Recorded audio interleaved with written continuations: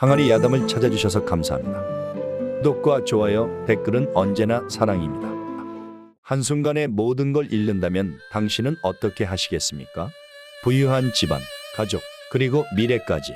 누군가의 음모로 모든 것을 빼앗기고 거지가 되어 거리로 내쫓긴 여인이 있었습니다. 이럴 수가. 그녀는 무너지지 않고 제자리를 찾을 수 있을까요? 오늘은 조선 후기 경상도의 중심지, 대구와 상주, 상업과 농업이 융합된 이곳에서 강한 자만이 살아남는 상업의 전쟁이 벌어지고 있던 시대의 이야기입니다. 경상도의 대구. 이곳에는 조선에서 손꼽히는 거상의 집안이 있었습니다. 그 집안의 외동딸 서리는 어릴 때부터 남다른 지혜를 가지고 있었지요. 보통 양반가의 여식이라면 바느질과 다도를 익히겠지만 서리는 숫자와 장부를 익히며 자랐습니다. 우리 서리는 참으로 똑똑하구나. 이렇게만 자라준다면 훗날 우리 상단을 이끌어도 손색이 없겠구나. 그런 말을 들은 주변 친척들은 이야기했지요. 여자가 무슨 장사를 한단 말이오? 남자들도 어려운 장부를 여식이 건드리는 것부터가 불길합니다. 장사는 손끝이 아닌 머리로 하는 것이지요. 장부를 잘 아는 사람이 관리하면 집안은 더욱 부유해질 것입니다. 서리는 너무도 뛰어났습니다. 그녀는 돈의 흐름을 알고 이익을 극대화할 줄 아는 여인이었습니다. 그러나 뛰어난 능력은 언제나 시기와 질투를 불러오는 법이지요. 늙음하게 외동딸을 얻었던 서리의 아버지는 연로하시었고 유난히 추웠던 그 겨울, 병환을 얻어 몸을 제대로 가누지 못하는 상황이 되었습니다. 서리는 아버지를 병간호하는데 심혈을 기울였습니다. 그녀는 몰랐지요.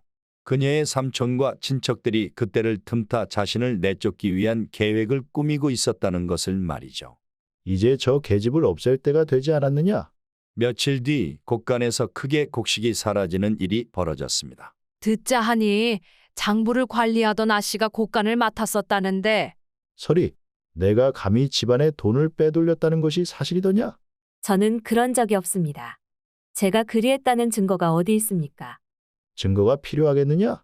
장부를 맡고 있던 것이 바로 너 아니더냐? 서리는 억울했지만 아버지는 이미 병상에 누워 친척들의 음모를 막을 힘이 없었습니다. 결국 그녀는 누명을 쓰고 하루아침에 집 밖으로 쫓겨났습니다. 설상가상으로 그로부터 며칠 뒤 아버지는 세상을 떠나셨습니다. 부디 편히 눈을 감으시어요. 그렇게 서리는 한순간에 가족을 잃고 거지 신세가 되어버리고 말았지요. 깊은 산길 거센 비가 내리는 밤이었습니다. 한 사내가 무거운 짐을 지고 산길을 내려오고 있었습니다. 그는 상주에서 농사를 짓고 사는 청년 도현이었습니다. 그때 도현은 눈앞에 쓰러진 한 여인을 발견했습니다. 이보시오. 정신이 드십니까? 쓰러진 여인을 흔들어 깨워봤으나 그녀는 의식이 없었습니다. 그는 그렇게 쓰러져 있는 한 여인을 두고 갈 수가 없었습니다. 고민 끝에 그는 자신의 집으로 그녀를 데려가기로 결심했습니다. 아니, 이 여인은 누구란 말이냐? 산속에 쓰러져 있었습니다. 사람을 그냥 버려둘 수는 없지 않겠습니까? 그렇게 도연의 어머니와 도연은 쓰러진 서리를 보살피게 되었습니다. 얼마의 시간이 흘렀을까요? 한 줄기 햇빛이 창문을 통해 들어왔고 여인은 서서히 눈을 떴습니다. 여기는 정신이 드셨습니까? 며칠 동안 앓고 계셨습니다. 도연의 어머니였습니다. 아직 기운이 없을 테니 천천히 쉬십시오. 그리고는 소박하지만 따뜻한 밥과 국이 있는 밥상을 서리에게 내주었습니다. 서리는 오랫동안 이런 따스한 밥상을 받아본 적이 없었습니다.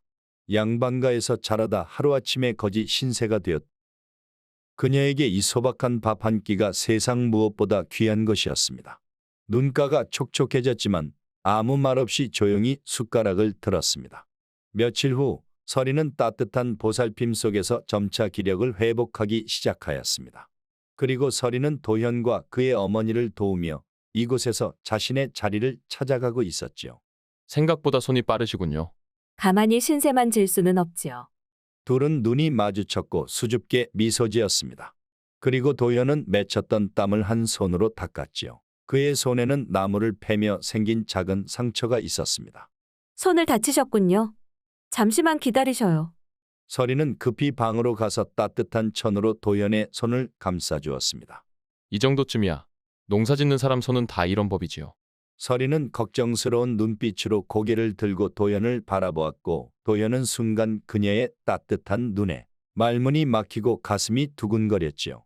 도현의 어머니는 그런 둘의 모습을 멀리서 흐뭇하게 바라보았습니다. 우리 집안일도 이렇게 거들어주니 살림이 한결 가벼워졌습니다.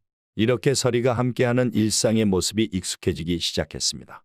어느 날 도현은 서리와 함께 장터에 갔습니다. 필요한 물건을 사고 농작물을 팔기 위해서였죠. 딸이 이 시장에서 가장 잘 팔리는 물건이 무엇인지 아십니까? 곡물이나 장작 같은 것이겠지요? 도현의 이야기를 듣고 서리는 잠시 곡식과 포목을 파는 상점들을 찬찬히 살펴보았습니다. 그리고는 직접 장부 정리하듯 손으로 잠시 계산을 하더니 말했습니다. 지금 가장 귀한 것은 소금, 그리고 마른 나물입니다. 보십시오. 상인들이 곡식은 넉넉히 쌓아두었지만 소금과 마른 나물은 이미 거의 팔렸지 않습니까? 그러고 보니 정말 그렇군요. 하지만 그걸 보고 알 수 있단 말입니까? 장사는 흐름을 읽는 것이 가장 중요합니다. 물건이 넘쳐나는 곳에서는 값을 낮춰도 팔리지 않지만 귀한 물건은 비싸게 팔려도 사는 사람이 있지요. 도현은 자신과 다른 시선을 가진 그녀에게 점점 마음을 빼앗기고 있었습니다. 그때 집에서는 서리가 남긴 필체를 보고 이 아이, 필체가 심상치 않구나. 양반가 출신이 아니고서야 이렇게 고운 글씨를 쓸 리 없는데.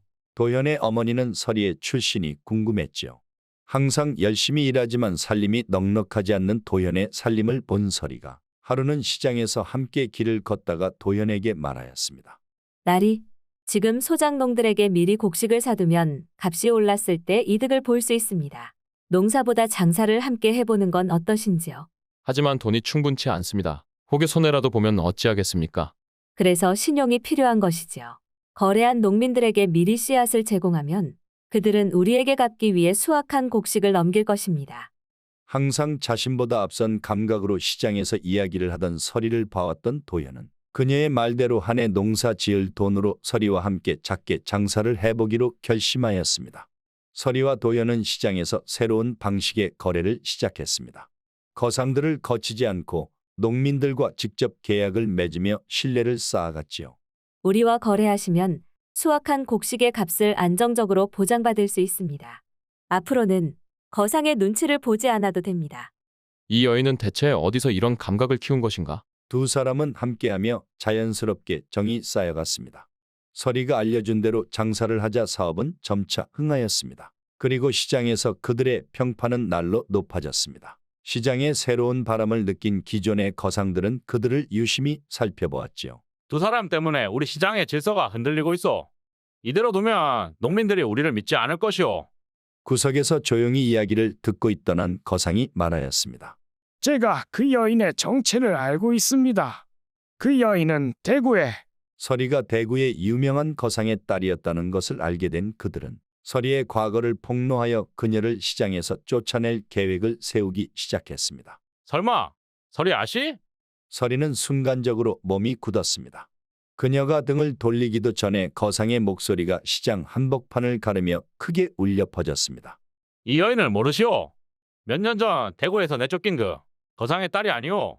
도현과 시장의 모든 사람들은 놀란 얼굴로 서리를 바라보았습니다. 서리, 이게 무슨 말입니까? 서리는 잠시 눈을 감았다가 결연한 표정으로 도현과 사람들을 바라보았습니다. 그리고 차분하게 말을 하기 시작하였지요. 저는 대구에서 거상의 딸로 자랐습니다. 그러나 가문의 음모로 인해 모든 것을 잃고 쫓겨났지요. 사람들은 서리의 이야기를 듣고 수군거리기 시작했습니다. 정말 거상의 딸이 여기까지 와서 장사를 하고 있다니. 어떤 음모로 쫓겨난 것이지? 과거가 어찌되었든 저는 지금 이곳에서 장사꾼으로 서 있습니다. 저는 여러분과 거래하며 신뢰를 바탕으로 그동안 장사를 해왔습니다. 그것이 대구의 거상 집안에서 쫓겨난 저라고 변할 이유가 있습니까? 서리의 단호한 이야기에 사람들은 그동안 자신들과 거래를 해온 서리와 도현의 모습을 떠올리며 수군거림을 멈췄습니다. 서리의 과거를 이야기해도 사람들의 변화가 없으며 오히려 더 큰 성장과 영향력을 나타내자 거상들은 또 다른 대책을 마련했습니다. 저 여자가 시장을 흔드는 것을 더 이상 두고 볼 수 없어. 우리 상담과 거래하는 상인들에게 그 여인과 거래하면 앞으로 우리 물건을 받지 못하게 한다고 전하시오. 기존 거상들은 시장에서 서리와 도현의 입지를 좁히기 위해 그들과 거래하는 상인들에게 압력을 넣기 시작했습니다. 죄송하오 도연나리. 우리가 나리와 거래하는 것이 상단에 눈밖에 나면 장차 농사를 짓기도 어려워질까 두렵습니다. 그런 이야기를 뒤에서 가만히 듣고 있던 서리는 다른 해결책을 떠올렸습니다. 거상들이 막는다면 우리는 더 나은 방식을 찾으면 됩니다. 우리는 신용을 기반으로 한 거래를 제한해야 합니다. 신용을 기반으로 한 거래라면 서리는 농민들과 장기적인 신뢰를 구축하는 방식을 제안했습니다. 단순한 물물 교환이 아니라 미리 씨앗과 농기구를 제공하여 추후 곡식으로 값을 갚는 방식이었습니다.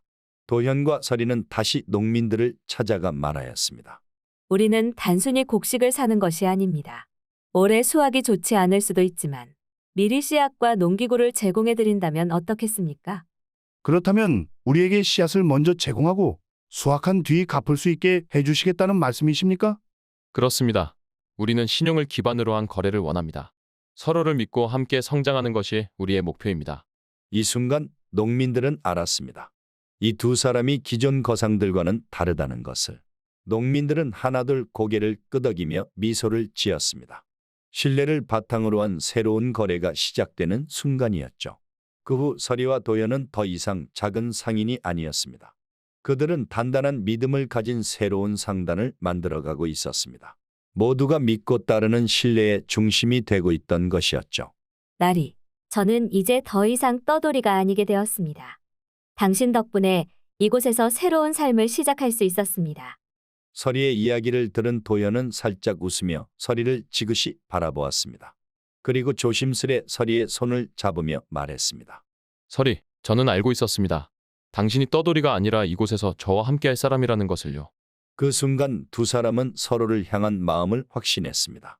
서로를 평생 지켜줄 존재가 되어 주었지요. 또한 그들은 단순한 장사꾼이 아니라 사람들의 신뢰를 기반으로 세상을 바꾸는 상인이 되어 상주의 상단을 이끄는 존재가 되었습니다. 사람은 돈 없이 살 수 없지만 돈만으로는 살 수 없는 것이 있습니다. 서리와 도연이 세운 상단은 부가 아닌 신뢰를 기반으로 만들어졌습니다. 그들은 손익만 따지는 장사꾼이 아니라 사람들과 함께 살아가는 진정한 상인이었습니다. 우리 삶도 마찬가지가 아닐까요?